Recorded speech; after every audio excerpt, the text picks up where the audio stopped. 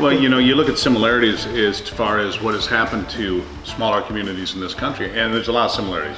It may be a box store went up somewhere outside of town and took all those businesses, the mom and pop businesses were extracted out, by Walmart or whatever it may be. It might be that a railroad closed. It might be that a big industry shut down. There are different factors that pull out the lifeblood, if you will, of these small communities. Now, this town has an advantage insofar as you have a college here, and that college can be a cornerstone of rebuilding, and obviously it's an important consideration for what you're doing going forward. So you look at similarities, and you look at downtowns, because I've driven all over this country, from Montana to Michigan and all points in between, and you see small towns like this, and you see a few that are thriving, but you see a lot more that have open storefronts, look like a ghost town, tumbleweed should be blowing through. So you see those, and there are some common issues. It's the industry left.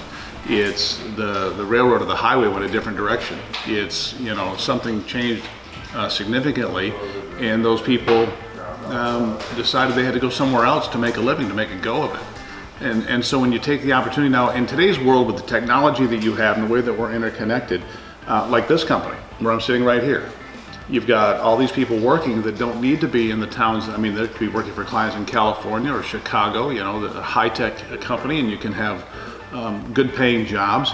And in a place like this, the cost of living is lower because you can get into the game cheaper, right? So you have a chance to create something for yourself, which is kind of interesting, and I think would be attractive to younger people that want to, you just take this room, the brick building, and reclaim this sort of thing. One room, one building, one block at a time.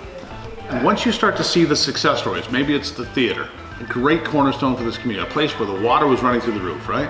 A place that was, by most estimates, probably worthy of being condemned. That's what it was. It was basically an abandoned building, right? And people look at it and they say, you know what?